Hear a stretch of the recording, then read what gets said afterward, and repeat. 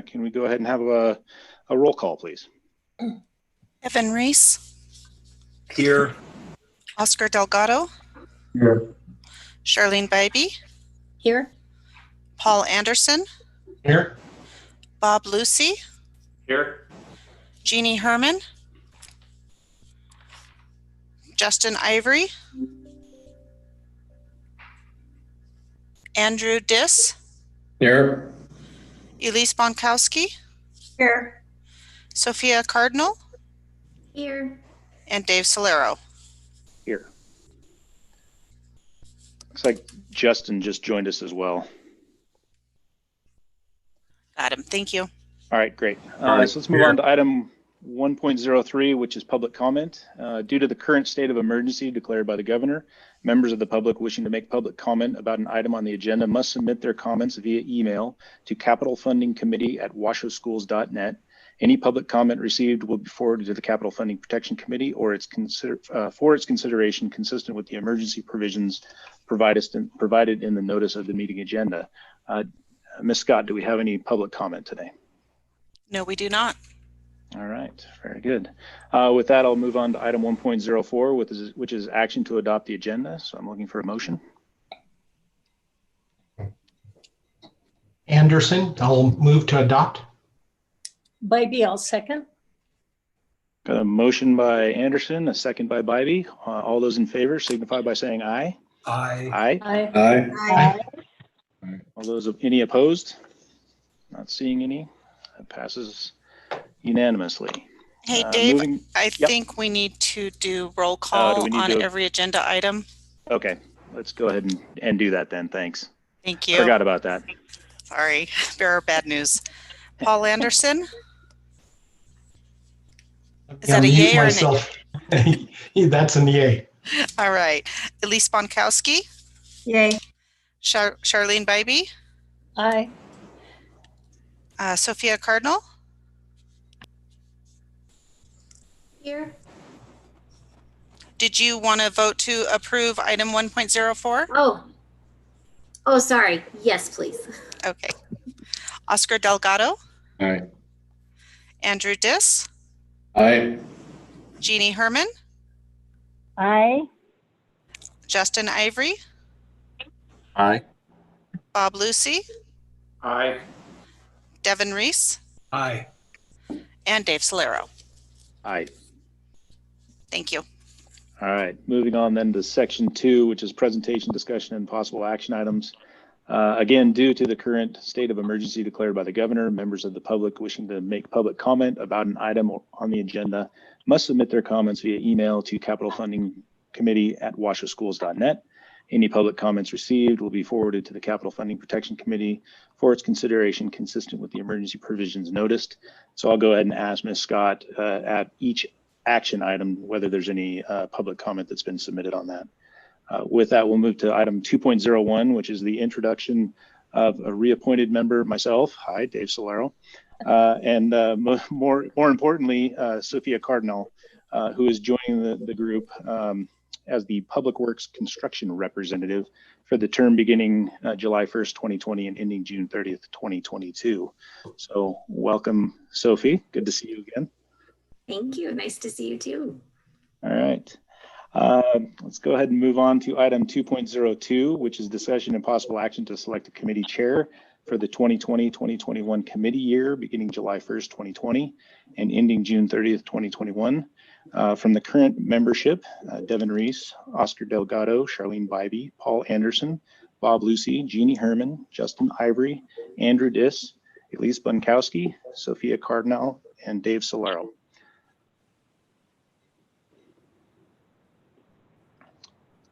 So with that, I'll take, I suppose, nominations.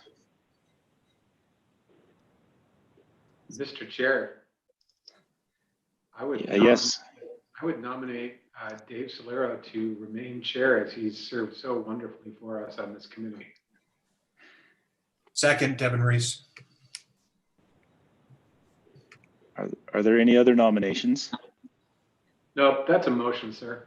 Okay, I've got a motion by Commissioner Lucy and a second by Commissioner Reese.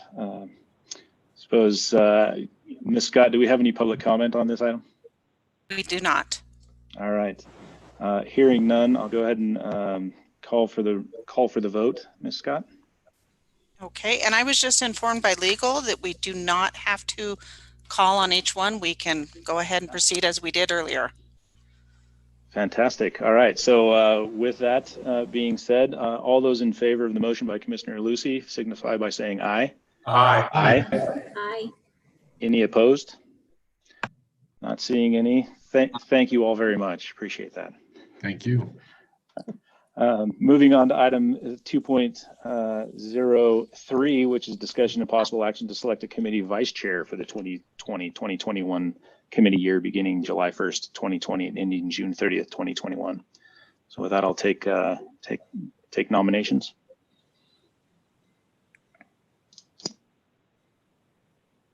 Mr. Chairman, who currently serves as the vice chair? Mr. Chair, it was Ben Hutchins. Right. I was Ben. Okay. Thank you, Pete.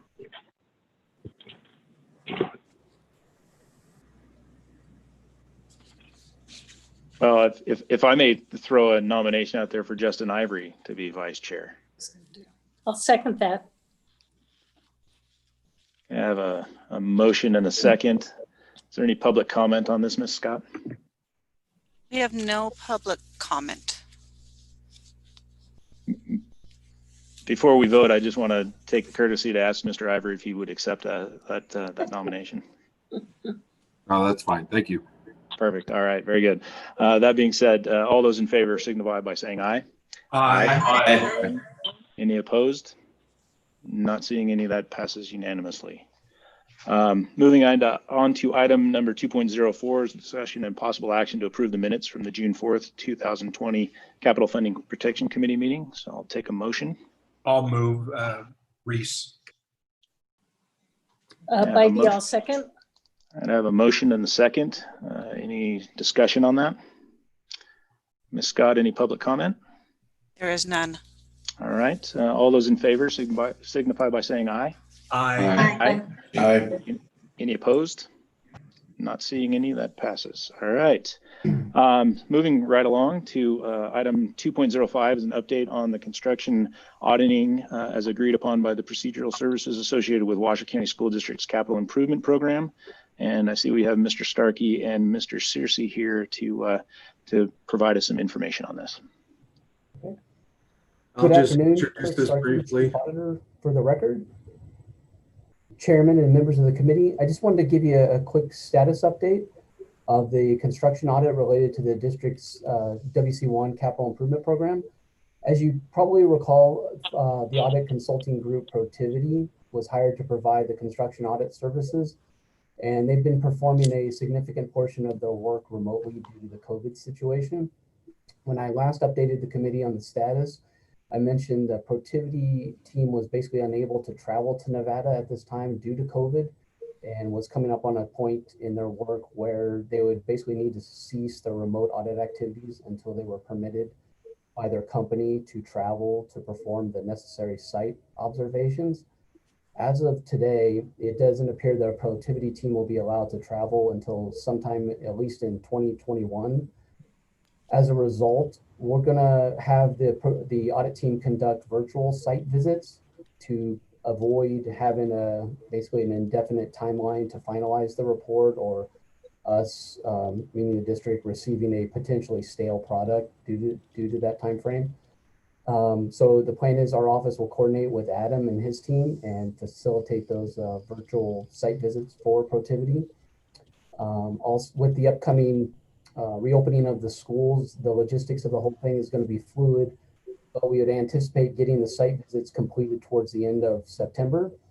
And afterwards, basically the Protiviti team would then be on the clock to finalize the work and get the report completed.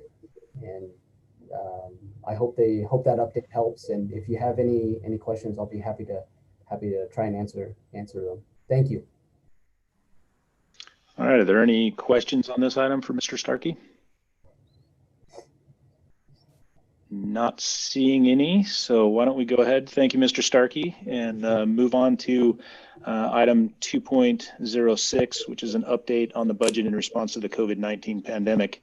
This again is for information and discussion only. So Mr. Mathers, I believe, is on to walk us through this one. Thank you, Mr. Chair. Mark Mathers, Chief Financial Officer for the school district. Let me try to share my screen just to walk through a very quick PowerPoint with you. Hopefully I will be able to do that. Can you all see that PowerPoint? Mm-hmm. Great.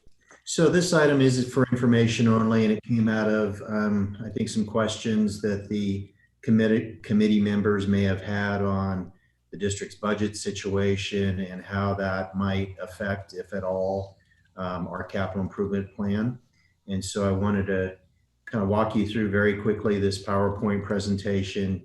It's a little bit outside kind of the usual parameters of what this committee looks at, but I think it's important to give you the whole context of our budget. Since I know a lot of agencies, you know, there is quite the transfer of operating funds to the capital fund, to the agency's capital funds as a kind of line of support, if you will, to an agency's capital improvement program. We're not actually structured that way here, but still, I think it's important to talk about our operating budget so that you know kind of where we stand at this moment. So some of you may know, after many years of having an unbalanced budget, the school district presented a balanced budget for the first time in fiscal, in, like I say, many, many years for the fiscal year 20 budget. And then for our fiscal year 21 budget for the current fiscal year, although we faced a number of challenges, we also were able to present a balanced budget where revenues equal expenses for the second year in a row. So that was, again, a huge challenge for us, but we were able to do that. We did not include any CARES Act funding that we have applied for. That would actually be in a special revenue fund and is not needed to support our general fund. Trying to cursor through here. There we go. So some of you, as I know, were paying close attention to the special session, and certainly by virtue of receiving close to 80% of our general fund funding from the state special session had special significance for school districts. And I'm happy to report that the special session did not result in any decrease to our general fund budget. We were cut 16 million approximately in our grant programs, and a number of grant programs were entirely eliminated. And the school district, those grant programs are important to what the school district does. But again, the cuts were avoided to our DSA per pupil funding and our general fund, which is the most important source of funding for our programming. So the state did a great job to avoid those cuts to school district's general fund, so our budget remains balanced. That being said, we have a number of challenges headed into the current fiscal year and beyond. The first item was recently settled at the county level, but again, that'll have a significant impact potentially on the school district going forward. So there are many, many unknowns going forward, but again, we have a number of new budget policies, a number of new fiscal processes that we implemented over the last several years that we think and are confident will carry us through those challenges. And so with that, I thought I'd turn to, again, the district's capital improvement program, which you adopted and approved several months ago. Just to recap, our debt is basically sorted into three different major buckets. We have property tax-backed rollover bonds, and those for fiscal year 21, we expect to pay debt service of $57 million, and we have budgeted $66 million in actual property tax revenues. So good coverage of 10%. Property tax revenues, as most of you know, are pretty resilient to recessions. And due to the large abatement of property tax revenues, we think those revenues are performed decently over the next several years, even with a recession. But again, we have 10% coverage there.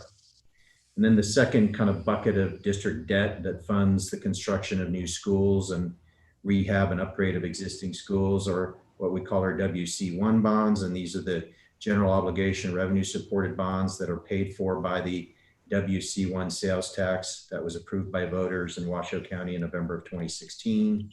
And there we have roughly 40% coverage. So we budgeted only $38 million in sales tax revenues in fiscal year 21.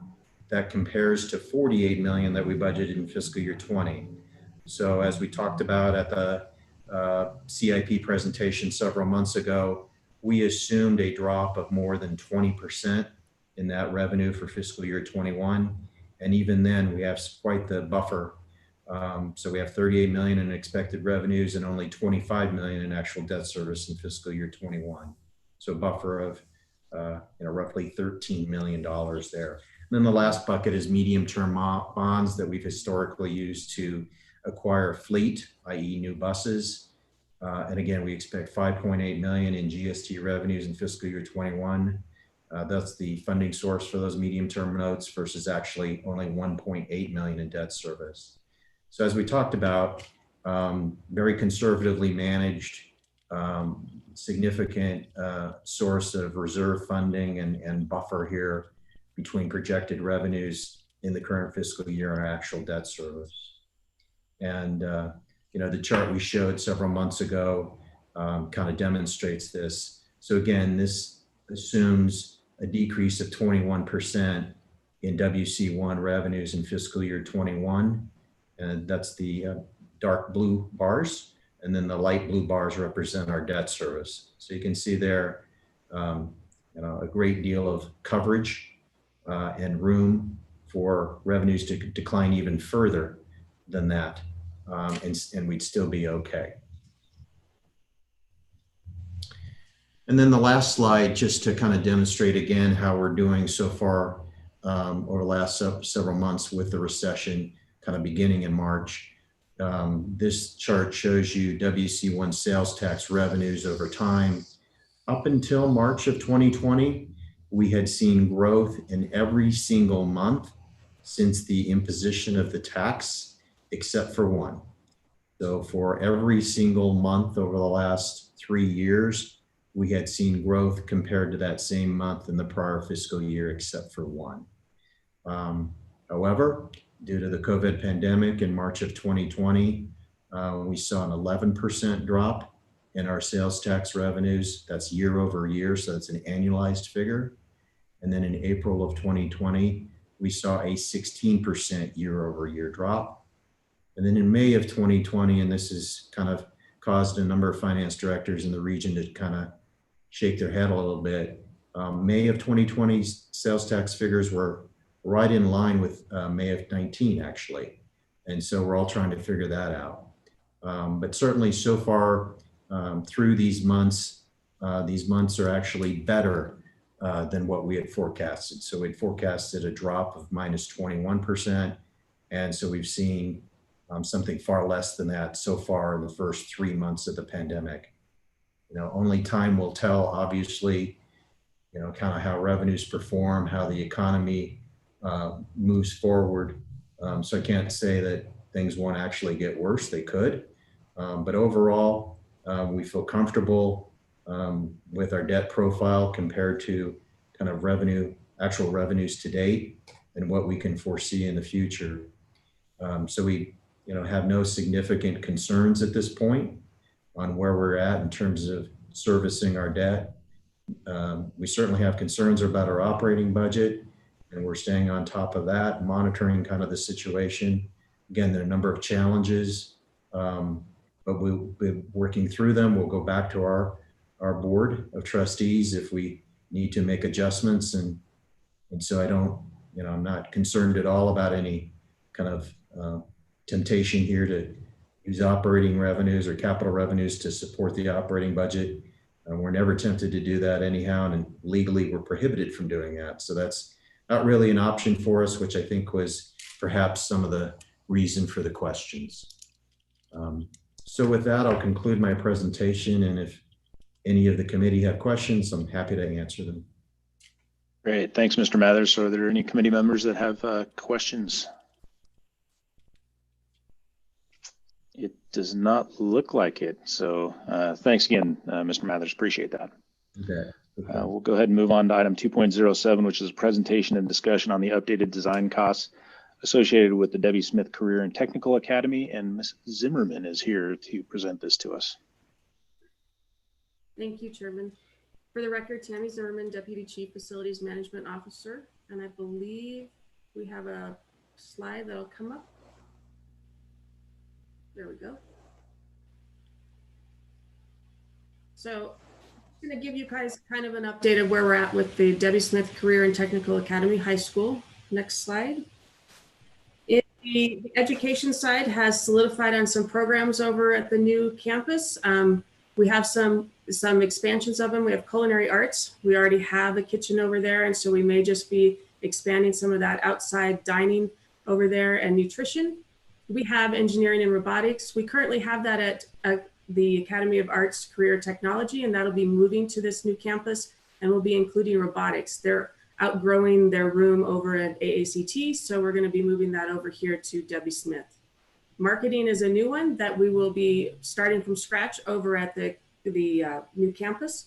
The medical careers, they have practical nursing and biomedical, and we're looking to team up with UNR as well as TMCC in those programs, and using the space that we have for our medical training over there in the new IA building. We're going to be also bringing over some natural resource and animal sciences from the AACT campus. They're outgrowing their space over there as well. So they have enough need to put it over here, and we're hoping to partner with UNR and their horticulture and veterinary science over there. We'd like to allow them to bring animals in, and you'll see that there's an animal yard, and hopefully have some access to that and some partnership. The other ones that we'll be looking at are the skilled trades. We're going to be putting a construction technology. So hopefully helping our contractors in that to gain some workforce, and giving our students a skilled trade, as well as the welding technology. We currently use the TMCC, and we partner with them across the street from AACT to use their facilities, and we're just outgrowing it. They don't have enough welding booths, so we're attempting to put a welding technology here at this campus. We have a teaching and training with the elementary level that'll be maintained over at the Debbie Smith campus. We currently have a portion of that that's in the IA building that we had done through our previous remodels, and so we will be keeping that in there. Next slide. Just want to remind you of the design core team again. We're using the Career Technical Education Department through the district. We have people through our TMCC partnership, EDON. We have administrators and teachers. Capital Projects is involved in there, and that's our architect, Van Wert Bagodi, and Brain Spaces, who's working on our ed specs and working to wrap those up. Next slide. We've started, and we're approximately 90% done with our ed specs. These are some diagrammatic pictures looking at the spaces. We've been working hard with our interior staff, as well as industry standard people in the industry to help us, as well as principals and that to answer questions on how much space they need. So these will help us frame the written document that we'll bring back to the capital funding and the board of trustees for approval, but we're about 90% done. This one is for the natural resources and animal science. We anticipate a new greenhouse over here that's larger for production greenhouse, and so that we can sell items out of that greenhouse to prospective purchasers. And it teaches them how to run that horticultural lab. And you'll see the animal yard in there as well. Next slide. This is our hospitality and human services. This is the culinary kitchen. We have those spaces already. Like I said, we might be adding an outdoor dining and barbecue area to them to expand that, what they can offer over there. Next slide. Medical and health sciences. This is just another diagram showing you the spaces that they're asking for and the sizes of that, just to kind of keep you up to date and to where we are with our drafts of our ed specs. Next slide. Engineering and robotics. We're going to look at having a robotics track and an automation area for them so they can do competitions over there. This is kind of something they have at some of the other schools, but this is just a bigger and larger portion of it for them to have robotics. If you've ever been to TMCC, they have a robotics track and it's pretty cool and pretty amazing. Next slide. This is our skilled trades, construction technology and welding. It shows the spaces. We're anticipating possibly using the second gym, the small gym that we have over there for these spaces, for the large spaces, so they can work on large projects and have a project yard outside and bring them in with roll-up doors. So we're looking at all those and how we can lay out those welding labs and those welding booths to accommodate the quantity of students that they have coming. Next slide. Business and marketing is something new, and these are some new spaces. They're talking about having conference rooms and mini labs and putting this off of our media spaces so that they could share a lot of that. You'll see in all of these that they have a lot of small group rooms so they can work on projects, presentation areas, think tanks, very similar to what we have at the high school at the Wild Creek campus. Next slide.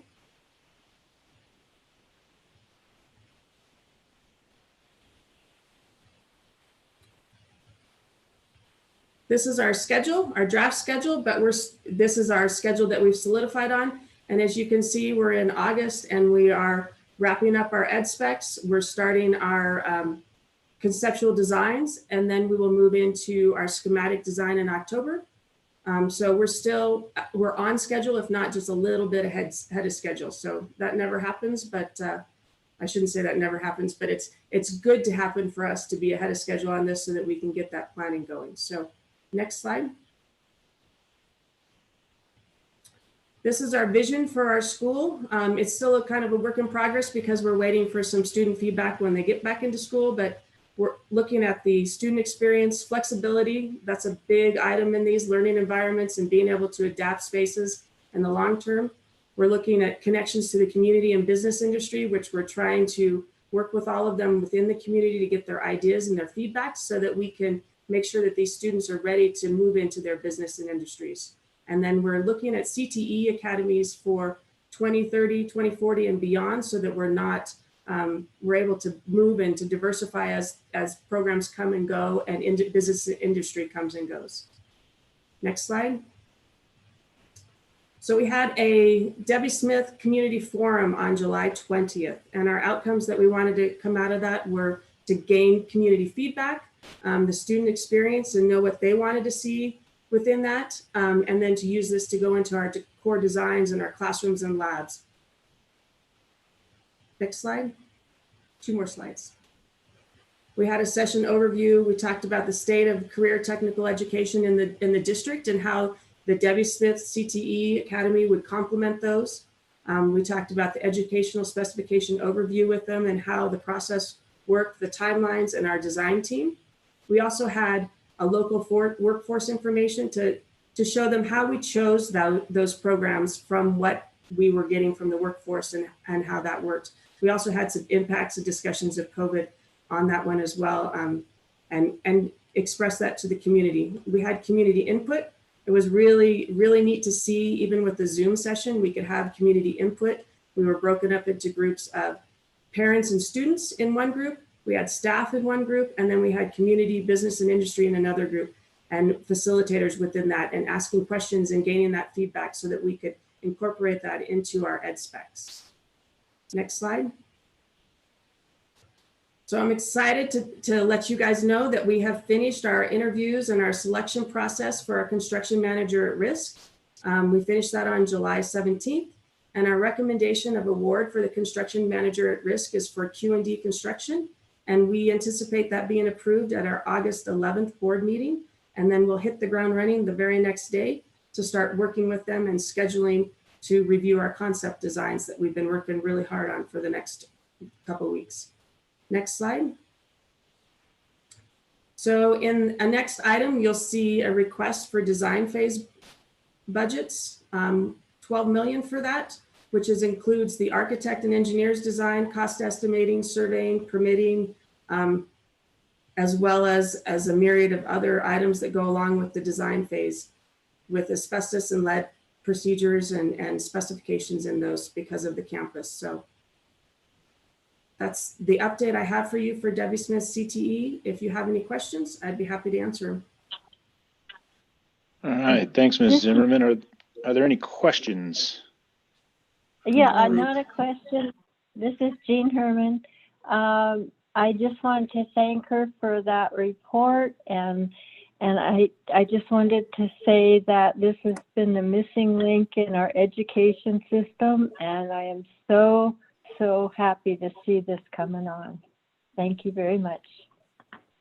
All right, Member Bybee, I think you had a question as well.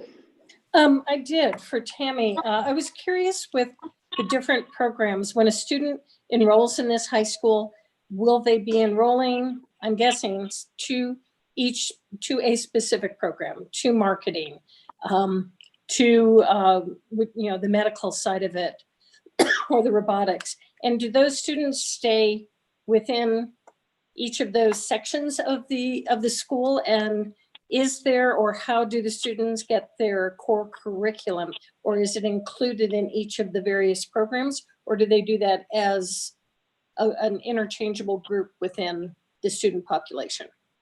So those programs that you saw with the bubble diagrams are just the programs. It's a comprehensive high school, so it has all of your core classes as well. And when they apply to come to a Debbie Smith CTE or AACT, they apply to a specific academy to be accepted in that. But they have, and we don't know where those core classes are going to lie on the campus. They might have a general classroom right next door to their medical science classrooms, and that may be how they schedule those rooms, but they'll be all over the campus. There is discussion of like a pitch pit where they have an entry and they can pitch into them. So we anticipate the students moving all over the campus and not being in just one area. That's how they build a community, and that's how they get to know each other, is by moving around in that campus. So, but they do have their core curriculum included in their curriculum at this school. Okay, perfect. That's what I was looking for. And they're actually applying to that specific academy. And will there be limitations? I would guess on some will some fill up and kids will have a second or third choice? I mean, how will that work as we look at filling those spots and filling each of the academies within the school? There are a certain quantity of students available to take a pathway. And we're planning on those and looking at a maximum. If they have, when they do their application, they have other choices that they can put in there, and they would, obviously their first one that they would like, but there are other options to that. But yes, they apply to an academy and get accepted into that academy. But they can move around as they like to, as long as they have good grades and do that. So how do you prioritize who's accepted in each of where does that happen, the acceptance into each academy? The acceptance is done through, as I understand it, and I'm not in the academic side, but they do it through the CTE department, and the principal of that school would work with them with their applications, determining if they're accepted. My understanding from talking to Josh Hartzog, who is the CTE director, is they accept a lot of students. It's as long as they have space for them. Okay, thank you. All right, Member Dis, you've got a question? Yeah. Hey, Tammy, for the $12 million design cost, does that fall in line with previous design costs we've seen for the other schools? It does. It's much in line with the design costs we've had for O'Brien and other schools of this size. We're talking about a $70 million construction cost for this. And so it is very consistent with what we've been spending for other designs of this size of a school.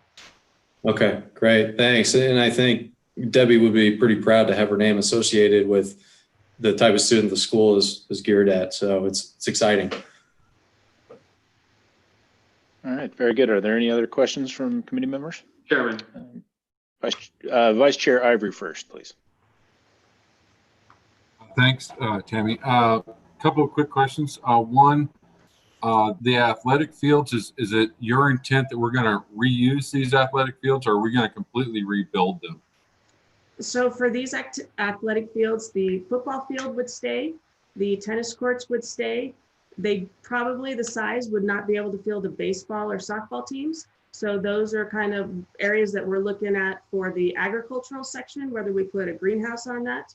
But they will have sports at this facility for those students. And they will be, the intention is to combine them with the AACT students so that they have a place to come and play sports for those students that are in the career technical education schools. Okay, perfect. And then I noticed in your design phase budget, you've got A&E, and then you've got, I'm not sure what CX is. It's construction administration. So anything that we have to do with that, that's our construction administration cost with our CMAR contractor. So that's for the CMAR, or is that, so on this job, we're not planning on using a construction manager. We'll do everything in-house on this one. We can, and we will look at our resources in-house to see where we're at with that. But at this time, we haven't decided, or? We haven't decided that, no. Okay, thank you. We've still got a little ways for design and that, and to determine what other projects we'll be doing within the district, so. Okay. All right, Member Lucy, you had a question? Thank you, Mr. Chair. Tammy, you mentioned in the presentation that, and I believe most of the buildings are going to be just repurposed and not, there's not going to be much new construction. Is that correct? That's up to we're working through conceptual design right now. That's part of the beauty of getting our CMAR on board, is to help us with constructability. We know that the IA building, which is the one with the white, you can see the white roof on it, that building is going to stay for sure. We know that the gym building is going to stay for sure. We're not going to be repurposing that. But we are weighing the options of whether we build new and how much that costs versus repurposing the existing buildings. Because sometimes with the materials that we have in there, it might be a wash depending on what type of equipment and manipulatives or backbone infrastructure we need in there. So we're working with the balance, and we're going to really work with our construction manager to determine those costs and a third-party estimator so that we get the best bang out of our buck. But we also want to reimagine this campus and not just leave it the way it is. It needs to be reinvented so that it can be a CTE academy. Okay, understood. That answers my questions, because I was under the assumption we might be reutilizing the majority of the buildings and doing more of a TI and improvement work on existing structures. And so I was slightly concerned with the size of the number when you mentioned that was along the lines with the O'Brien School, which is a lot of that was new, some new construction. So thank you for that answer. I appreciate it. All right, are there any other questions for Ms. Zimmerman? Not seeing any, we'll go ahead and thank you, Ms. Zimmerman, for that update. Move on to item 2.08, which is an update on the timeline and budgeted costs associated with the replacement of the William O'Brien Middle School. And Mr. Searcy will be taking this item on. Adam, you're muted. There we go. Been silent for so long.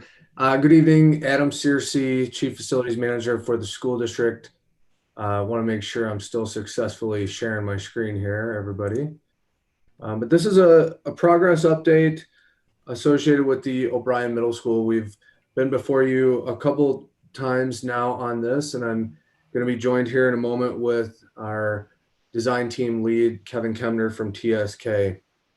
We're at early design development, or DD stage right now, but since the last time we were together in June, we've made some significant progress, most notably the site plan review through the city of Reno. For those of you who are not familiar with that process, it is a very public process. It requires notification of nearby residents, presentation at neighborhood advisory committees, and public noticing and posting. So we went through that process successfully with the community and with the city of Reno staff, and it was approved in mid-June there. Since then, we've also, proceeded substantially with the design as well as cost estimates associated with that design we're going to talk about here later this evening. I also wanted to just note that we are moving forward in a positive fashion with the adjacent Sky Vista HOA. We've been negotiating a land acquisition from them, some common area property to give us an appropriate buffer and access for the project. And that's going to membership vote likely this month with the HOA has been supportive all along, multiple presentations to their board as well. That coincides with that public outreach portion, whether it's reaching out to individual neighborhoods, community leaders, HOA boards, et cetera, both directly through capital projects and our design team, or indirectly through the school community. The principal of O'Brien Middle School and her teacher and family network have been very engaged in the design process, and we're constantly fielding questions and input from them that really add value to the project and enrich kind of the process as the community's engaged. So it's a really high level update. And we've also done a tremendous amount of just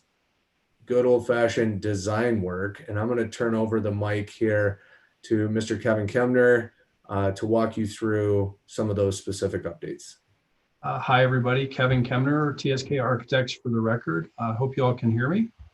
Adam mentioned briefly that since the last time we were here, we've moved into design development. If you're unfamiliar with that, what that means is that the plan and general design direction has been set now for a little bit of time. And really, we're working on building greater detail into the building, finalizing materials and building system selection. And this is an important step for us to also begin to scope the project's budget. Next slide, please. Since we were here in June, we've completed 50% of design development. Along with that, we've also been meeting with our local agencies for early review to ensure that what is being proposed will be permitted smoothly, as well as meets the city and all the associated agencies' requirements. You'll see here in green that we're also doing preliminary best value budget analysis, and that's really working with our CMAR to establish that everything that the architect is proposing is the best value for the district. The CMAR proposes that maybe there are better ways to do it, and so we've had a very productive relationship with them, and currently we're working on making the building a bit better value for you. The other part of this that's really exciting for tonight is that we also have a video to share with you. This is, I think every architect loves this point of the project because we get to make it a little more shiny, a little more exciting. So Adam, if you can maybe get that fired up there. Adam told me I had to tell a joke, but I'm really bad at that, and we don't want the show to go south. This is hot off the presses. It's about 4 minutes long. I am not seeing it. Are you seeing it, people? Sorry, people, committee. No. Yeah, Adam, you're sharing the wrong screen. About that? How about now? There you go. Perfect. We got to show this nifty transition over again. Look at that. There's the existing middle school. And with the little construction pixie dust, that's what it's going to look like when we're done.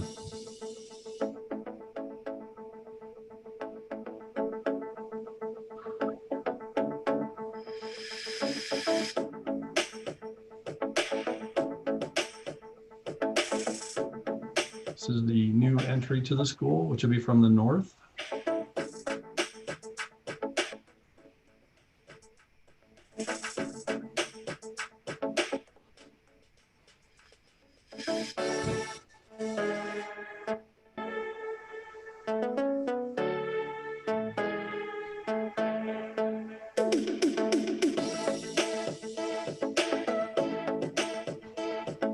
As you've seen in most of our new schools, a secure single point of entry vestibule there.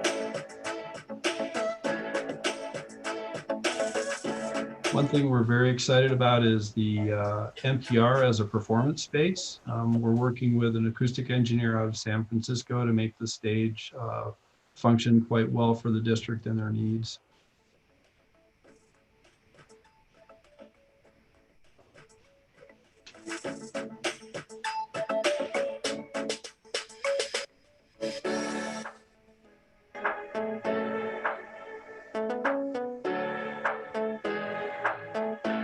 also had an opportunity to use a number of outdoor spaces for the district. This is one for lunchtime.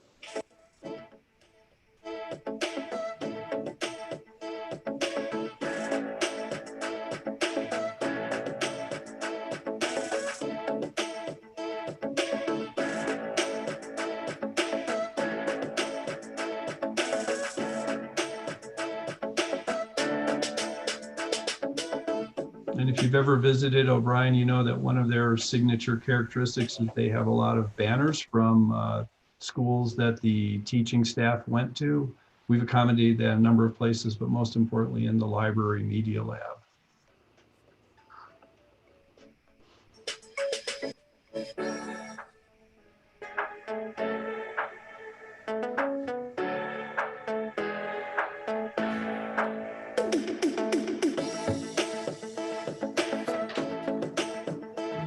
We also have a second courtyard, which is steam. We're calling it the STEAM court. It has, I think earlier you heard Tammy talking about robotics. That features a part in this school as well.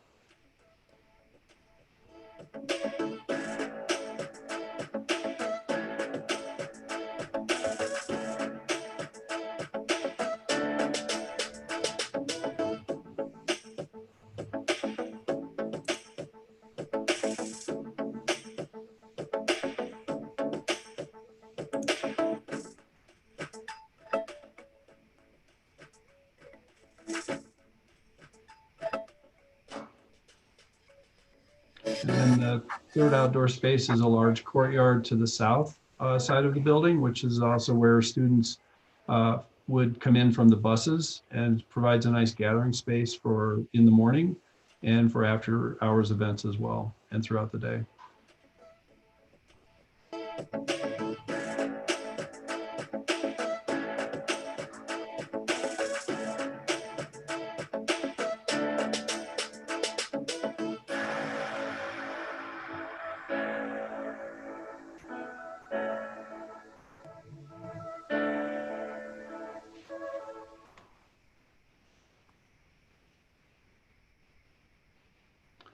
There you go.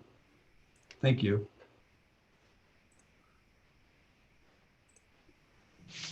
Excellent. Okay, so we'll keep moving forward here back into the slideshow. So coinciding with that design progress, we've also stepped up our game in detailed cost estimating in partnership with Core Construction, our construction manager at risk on this project. They've been actively involved in nearly all design development meetings. And during this last period of time, developed a very detailed updated cost estimate. Simultaneously, the school district hired a third-party independent cost estimator, a group known as O'Connor Construction Management Incorporated, or OCMI. They're a national firm who's done work in Reno for the school district in the past, as well as the university, but really gave them an updated set of documents sight unseen, whereas Core had been actively engaged with the design team and weekly meetings and discussions. OCMI received the documents much like a general contractor would receive them, with limited opportunity to have a active dialogue. Since then, we've also done a considerable amount of work to develop the potential FF&E and construction professional services budgets, which we're going to talk about in a few minutes.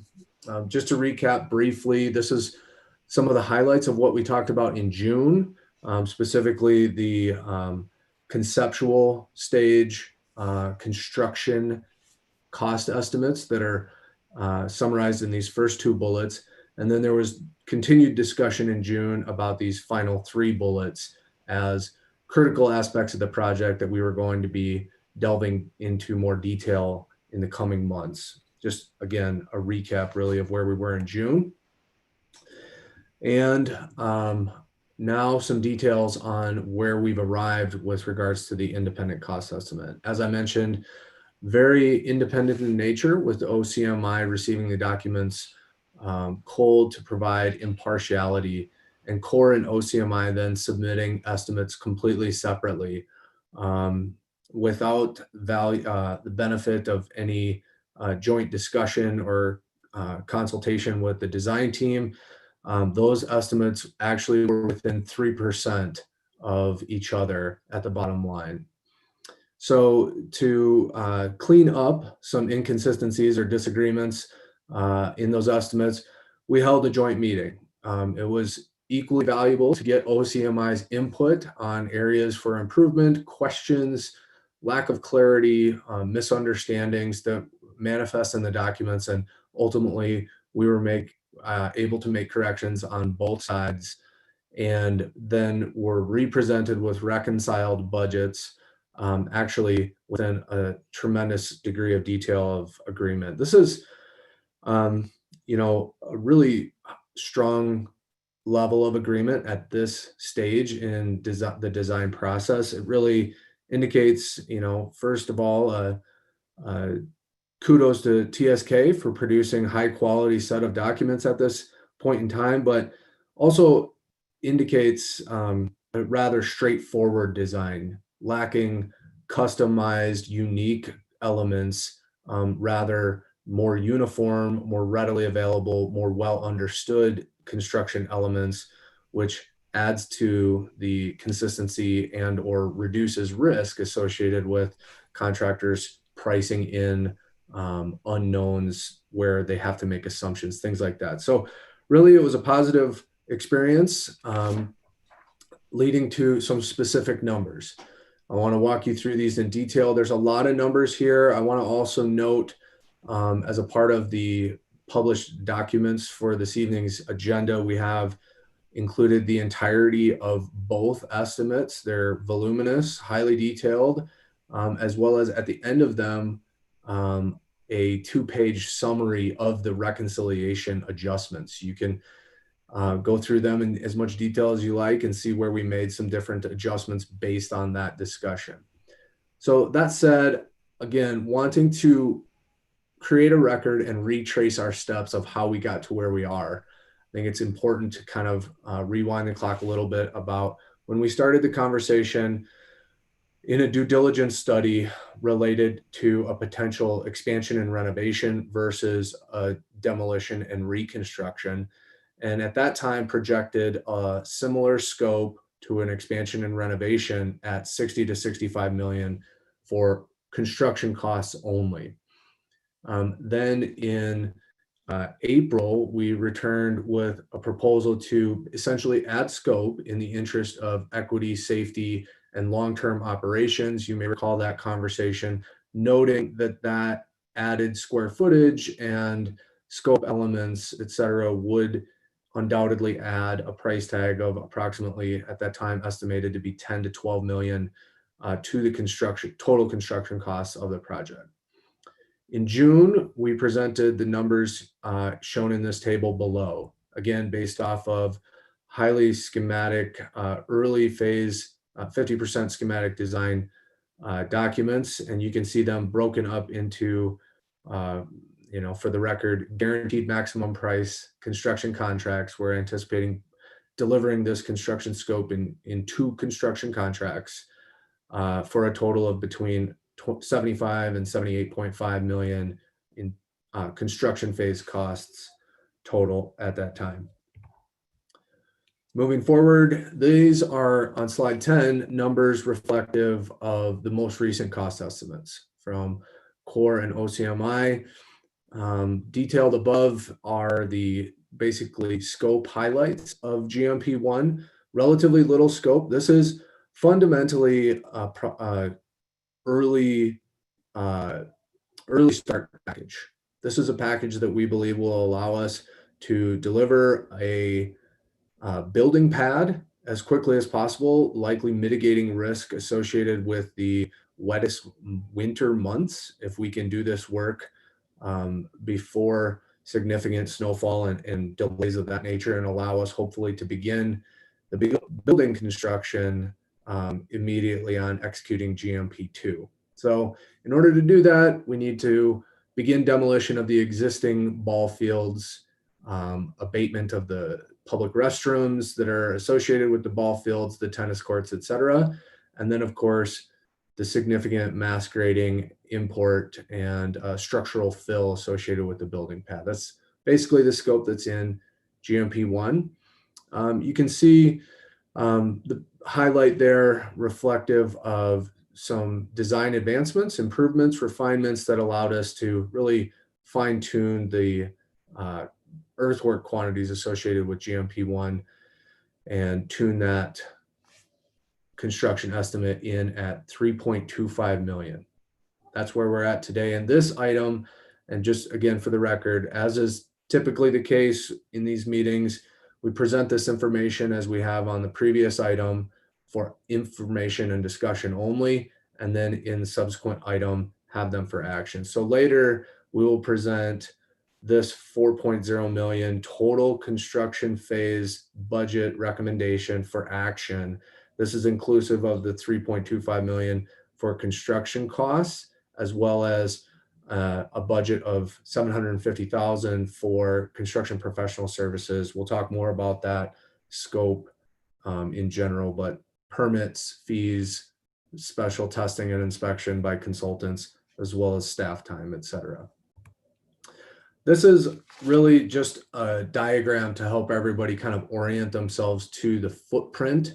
This is, if you can see my cursor looking down on the existing O'Brien Middle School, this is Stead Elementary, and this is a current aerial. So really the scope of GMP 1 is outlined in this red perimeter. We will be on notice to proceed, fencing this area off and very carefully restricting it from any access to through traffic for buses, parents, and most notably eliminating these areas for access to the O'Brien Middle School students. So that's something that we're very actively working with the principal and the school community up there, not only to plan for, but to possibly create some temporary spaces for outdoor areas and activities while the essentially playground of existing O'Brien is construction zone. Looking forward to talking to you guys more about that when we return with GMP2. Really excited to turn this into a learning opportunity for the students rather than a burden. Most definitely it will be an inconvenience, but it's truly a rare opportunity for these middle schoolers to be able to look out their windows and see construction of this magnitude. And we've gotten just a really warm reception from every member of the project at the discussions of integrating this live construction project into the curriculum of the middle school students. So excited to bring that to life, and we'll certainly be telling you more about that in the future. This is a summary of the GMP2. This really constitutes the balance of the scope of the project, right? So if we're doing the initial building pad essentially only with GMP1, GMP2 contains all the rest of the scope. That's construction of the new building, demolition of the existing building, and replacement of the outdoor facilities in that area. We're also going to talk tonight about the FF&E budget, the furniture, fixtures, and equipment associated with the new school. We'll get into a little bit of detail on that, but I should also note that our in-house estimates associated with that work is also included in the attachment associated with this item. We at this time are budgeting for a similar level of new furniture, fixtures, and equipment to be installed in the new school, and anticipate salvaging as much as possible into the new school from the existing O'Brien Middle School, but more likely would repurpose that used FF&E into our warehouse inventory for potential redistribution throughout the district. We do that regularly, constantly reusing, redistributing, and basically recycling FF&E across the district. So that's really what's reflected in the budget that we're going to be talking about here tonight. And then, of course, developing the professional services budget. So again, we've talked about this before, but always bears highlighting professional services budget for the construction phase. So we're looking at significant hazardous materials abatement management, consultant for the demolition of the existing O'Brien Middle School. Similar consultant support for specialized roofing inspection and design. There's substantial special inspections required for geotechnical, mechanical, structural, things of that nature that requires specialized certified consultant support. We also have building system commissioning that is included in that budget, a unique consultant required for the opening of public facilities, and also a tremendous value add to our design team to ensure that these very expensive new investments are delivered according to contract and are functioning according to the specifications. This budget also includes over $500,000 for anticipated permit fees, just simply a function of the cost of construction and a cost of the project. And then it also includes fees for staff augmentation or consultant construction management to actively manage a project anticipated to be burning up to $5 million a month in active construction and all of the oversight associated with that. It's not something that we anticipate being able to do in-house. So this includes some in-house staff time, as well as consultant augmentation for the management of this construction. All told, the updated numbers are in bold on the bottom line here, August 2020. So this is kind of the slide for me to speak primarily about FF&E and construction professional services. So I appreciate you bearing with me there.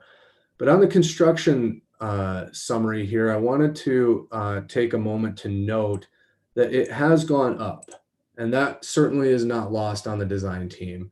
We absolutely conducted a VE session with the team not 10 days ago, almost immediately after finalizing the reconciled budget, sat down in a very collaborative fashion and went through opportunities to add value, reduce scope without reducing value, really shave some of these costs off. We set a goal for ourselves of reducing this by 5%, and I feel we've met it across a variety of areas with respect to the 100% SD documents that this estimate was based on.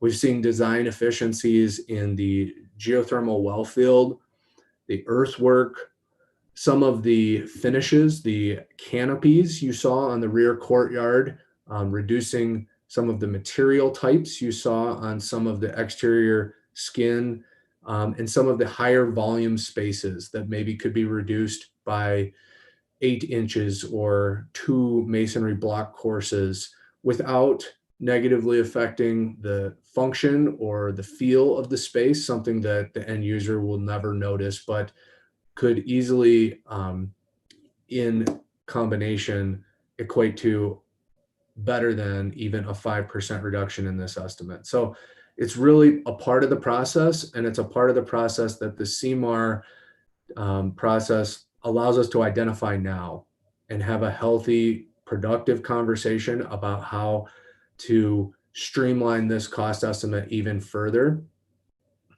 rather than trying to do something in a rushed emergency fashion after bids are open and we realize that it costs a couple $1 million more than we expected it to. I also want to note for TSK's benefit as well, we were not cutting lavish design features that really shouldn't have never been in there in the first place. As we've emphasized from day one, this is a highly efficient design.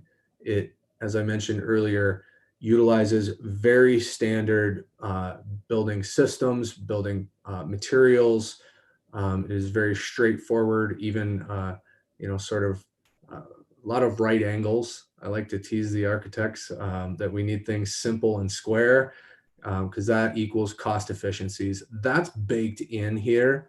And really what we're doing is just fine tuning and pushing the design team and the contractor to come up with as much value as we can squeeze into these square feet.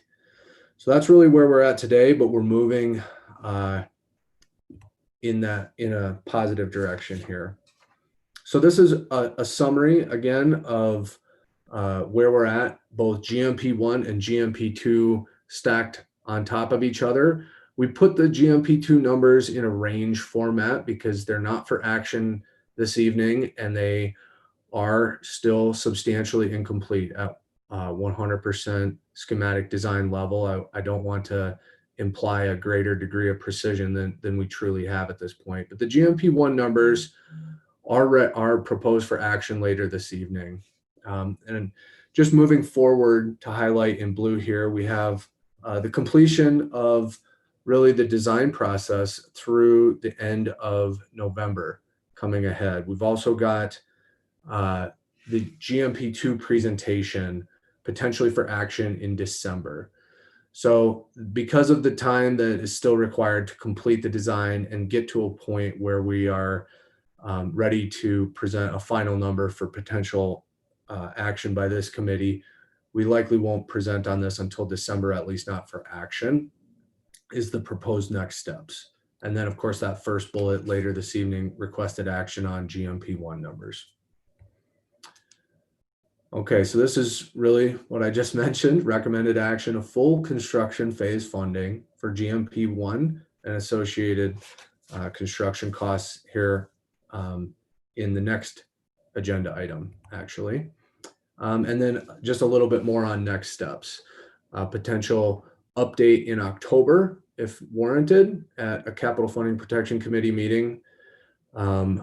If approved, we are on pace to advertise, bid, and award the GMP1 scope in time to break ground before the end of this calendar year, is what's anticipated.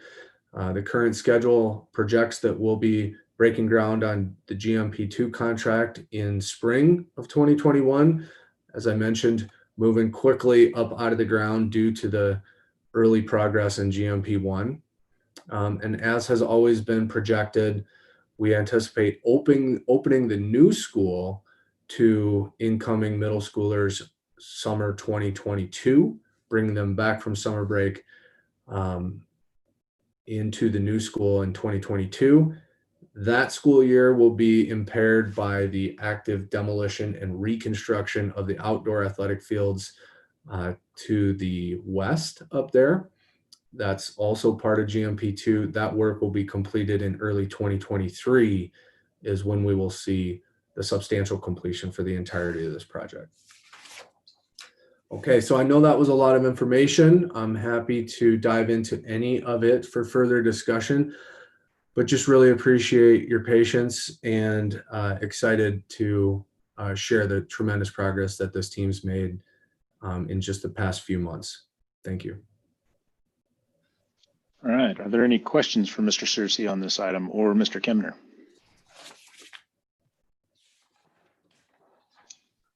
Vice Chair Ivory.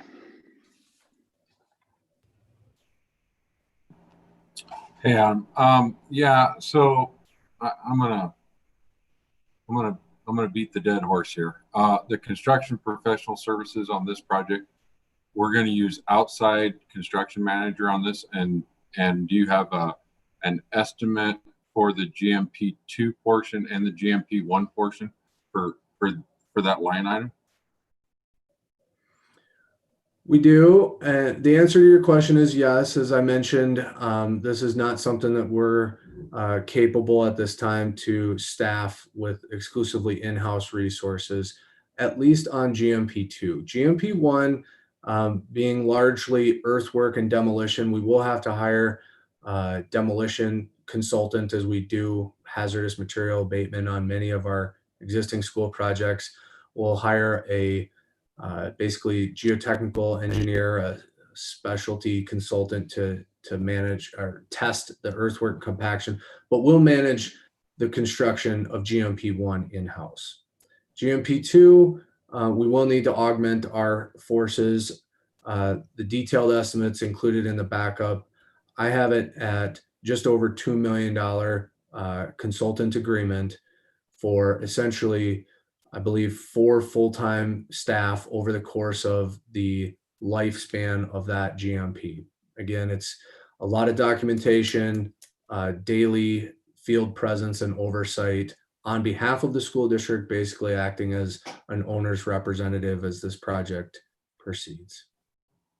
So on this is where I continue to kind of get confused, because I can certainly see the argument for construction manager when we do a hard bid job, and there isn't the discussion with the contractor, the contractor, the design team, and all that.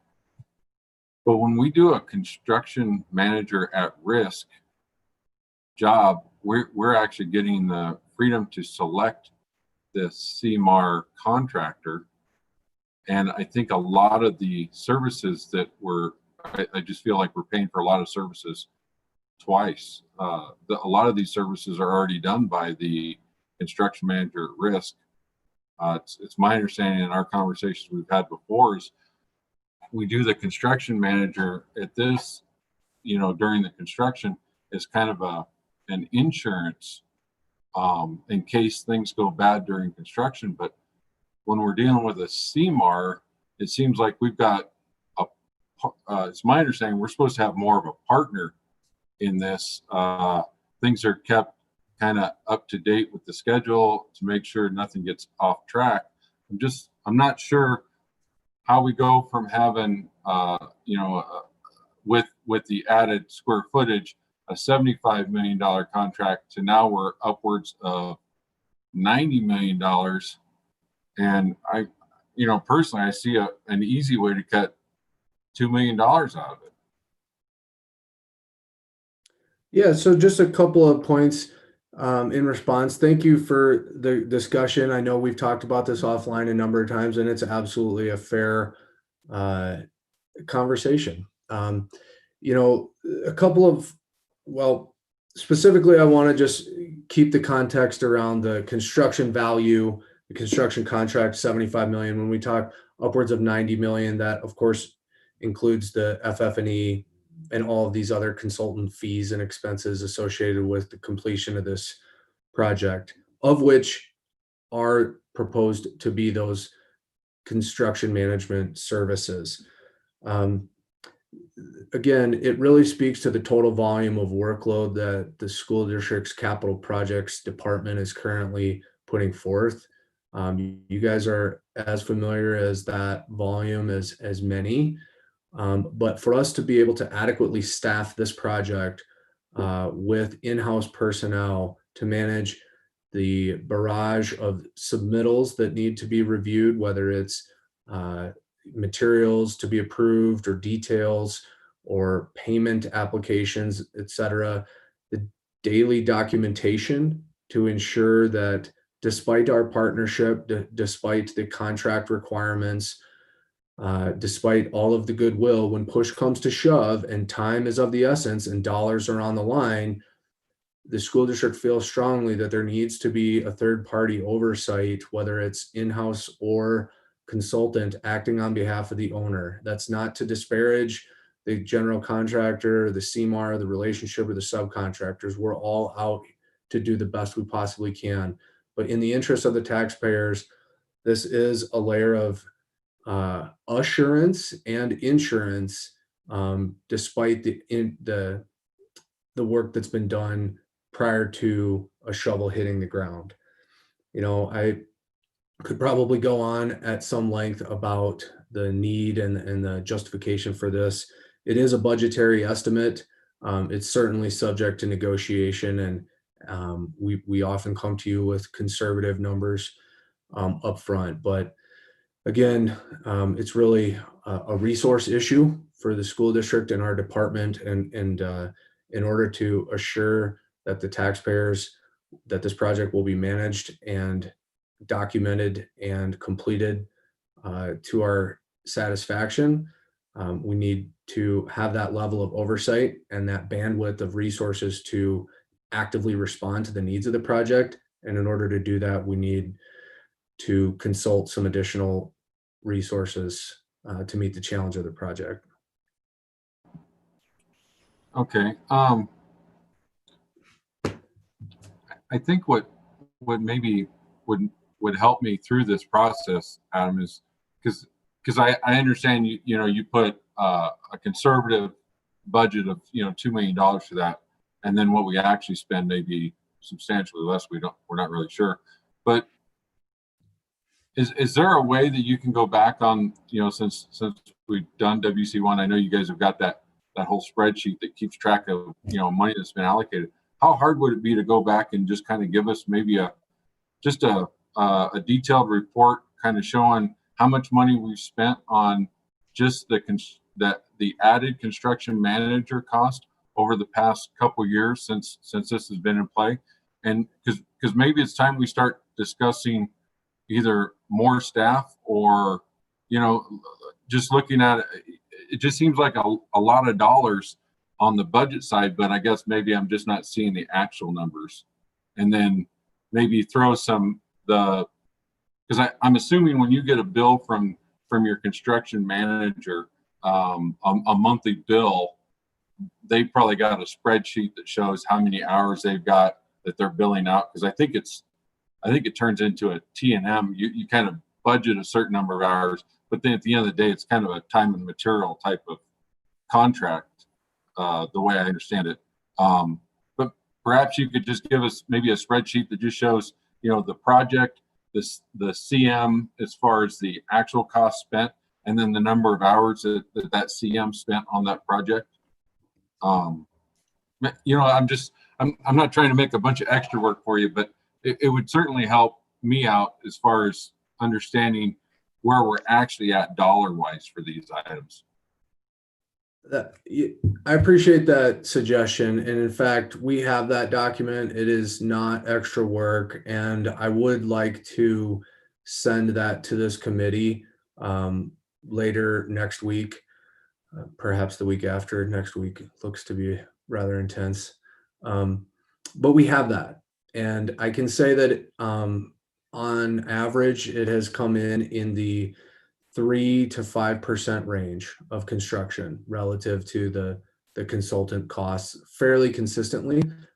This is actually on the lower end of that range relative to the size of the project. So I'll show you that in detail, as well as some additional backup. In the attachment associated with this item at the very back, it's a PDF. It's tiny. You have to zoom in. I really apologize for that. If you print it, you won't be able to read it. But there is an in-house man-hour estimate. To your point, this is largely a labor agreement between the school district and a consultant to provide 1, 2, 3, 4, however many full-time body resources are needed to staff the project at a given time, whether it's an office administrator to help process documents, or it's a field inspector full-time, or a construction manager, a senior project manager acting as an owner's rep out in the field.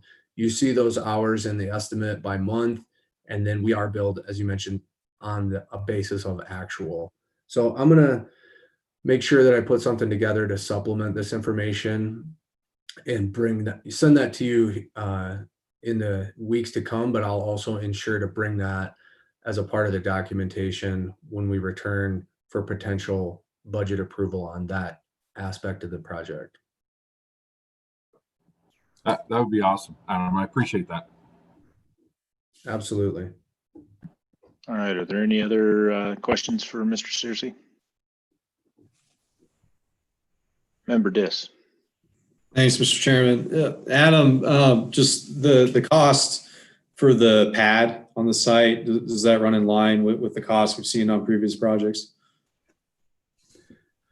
It does. This one's actually a little bit smaller. Every site's unique, right? So I pulled some numbers before the meeting. We took a similar approach on 2 of the last 3 middle schools. So Sky Ranch in Spanish Springs and Desert Skies in Sun Valley. Those 2 middle schools we delivered in 2 GMPs. The first one being a very similar sort of earthwork only initial scope to allow us to get to the building as quickly as possible. Those 2 projects, very different original topography, different constraints, etc.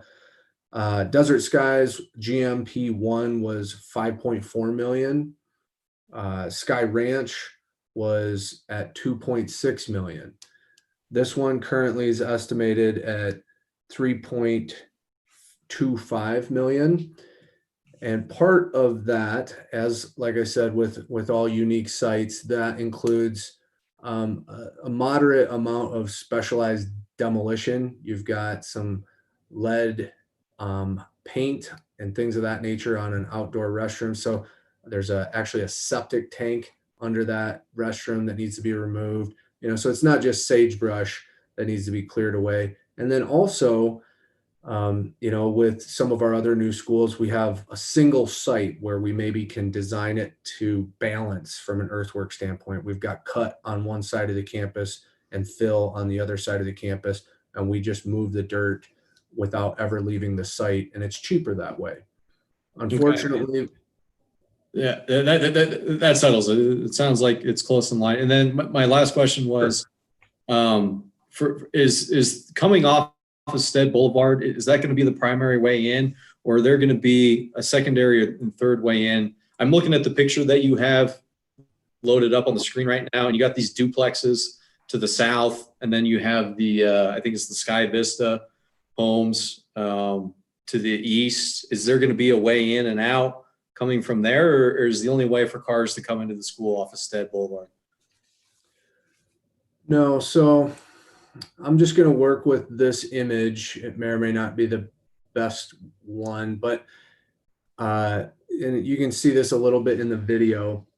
The primary entrance for both buses and parent traffic is going to be off of Silver Lake Boulevard. Oh, I got you. Okay, I see. So this exists currently, and we're going to make some minor improvements to that and basically bring the traffic. You'll be able to go around or straight down and into this front parking lot. Buses will go down, drop off, and pick up in the back, come back out this way. We elected to not build a through roadway here on the southern end of the campus. There's going to be sidewalk here and whatnot, but up here, there is going to be a two-way road. So you will still be able to come onto the campus from Stead Boulevard, drive down. You can see my cursor, right? Yeah. Okay. You'll be able to drive to the front of the building this way, or you'll be able to exit this way as well. And this turning movement is unrestricted. You'll be able to make a right or a left at this location. We'll have this parking lot here, double-sided parking lot for this sort of public use fields. This is school district property, but we have a joint use agreement with the city of Reno.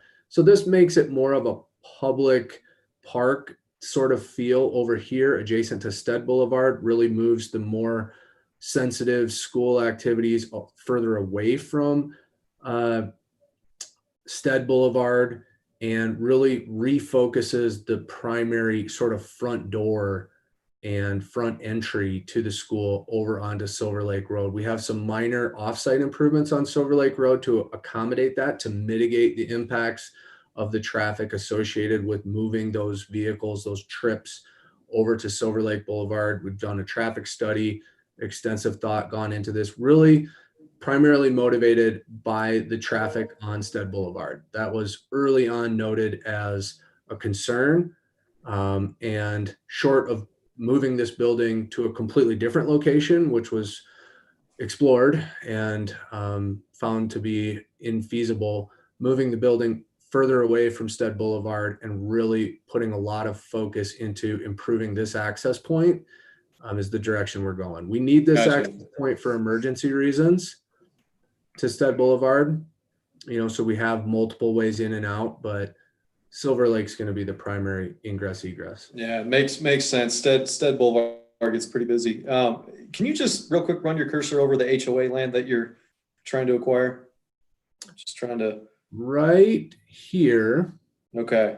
Right here is essentially 2 acres. It's a 50-foot wide strip of common area. So the property lines are here, and this property is undeveloped common area there are some utilities in it, but basically it's just a buffer space. And so we have access rights. This roadway is currently constructed technically over HOA property, and we have access rights. We went through a process with them in 2015 and 2016 to gain that and build this. And we're really just taking it the next step further. They've been a great partner in this process, but in order to acquire or for them to exchange any property, it does require a vote of their HOA membership. So we've done an appraisal, we've presented to their board, we've consulted with their legal counsel, and we're very near going to that public vote and taking a purchase and sale agreement. It's estimated at like $243,000, something in that neighborhood. So due to the critical nature of this access point, as I've just been discussing, the motivation for getting that full access to Silver Lake Boulevard, as well as just securing that buffer between the school and the community, we felt like that was really in the project and the community's best interest. And I should also note that this earlier rendering is now a little dated. We actually are not going to be developing on that property. We're actually going to be placing our fill or embankment right up to that edge. We're required by the city of Reno to have a screening fence, so not just chain link. We're going back and forth with them if it's going to be masonry or slotted fence, but there's a visual screen that we're required by code to put there. Lots of trees. So there's going to be a very healthy buffer in addition to the 50 feet between this community and our school. And again, trying to be a good partner and build something that will work for the community, for decades to come. All right. Thanks, Adam. Thanks, Mr. Chairman. All right, absolutely. Are there any other questions for Adam while we've got him here? Mr. Ivory. Yeah, just wanted to go back one more. So you have mentioned, Adam, that the 70 or the new 86 or 82 to 86 $million budget includes the FF&E and the construction professional services. So when we first looked at this in February and you gave us a total cost of, I just want to make sure that I'm understanding this correctly. I got to pull up my slides here. You gave us a total cost of the 60 to 65 million. So when you give us those initial total costs, they don't include professional services or FF&Es? No, those numbers were reflective of the estimated construction budgets at that time. So at each step of the way, we try to be as clear as possible about what we're referring to, but I appreciate the question because we only meet every other month and I'm working in this every day. But the numbers we've talked about before, whether it was 60 to 65 or 73 to 76 and a half, were reflective of the construction contract budgets only. And that in order to the total construction phase expenses are really what are summarized here. Okay, thanks for the clarification. All right. I think we're ready to move on to item 2.09. So with that, Adam, I believe you're here to present and discuss the possible action to recommend to the Washoe County School District Board of Trustees the allocation of $16 million of the 2020-2021 A Major Projects Program. Absolutely, Mr. Chair, thank you. This Exhibit A is what was included in your packet, summarizes, again, just for the record, a comprehensive list of all of the categories or projects that have been approved historically by this committee since its inception. This very closely mirrors the ballot initiative language from 2016. We think that's very, very important to honor and respect and highlight at every opportunity, with only a couple of highlighted exceptions for various reasons. So as we've presented recently, we have the total budget allocation approved to date by this committee here in purple. We also have an updated total committed to date column. This is as of July 24th, 2020. The actual committed expenses for each of these projects in total, whether it be design funding, construction funding, FF&E, professional services, etc. You can see a couple such as Wild Creek Area High School, substantially committed, yet not all of the scope has actually been contracted for. But some of these projects that have been completed, you can see coming in nicely under the total amount allocated. But here really what's for action tonight is highlighted in green, representing the 2020-2021 A Major Projects Program, an amount of $12 million for the total design phase project costs associated with the new W. Smith Career and Technical Academy. And as I just presented, a total of $4 million for the GMP1 construction phase total phase costs. So this is the construction value as well as associated professional services, a budget of $4 million for a total of $16 million this evening on the agenda for action. Thank you. This Vice Mayor Reese, so moved. Second by Chairman Lucy. All right, we have a motion and a second. I just need to double check. Do we have any public comment on this item? We do not. Thank you. Are there any other comments from members? Not seeing any. All those in favor signify by saying aye. Aye. Aye. Any opposed? Motion carries unanimously. Thank you. Takes us to item number 3, which is closing items. So public comment. Is there any public comment for item 3.01? There is not.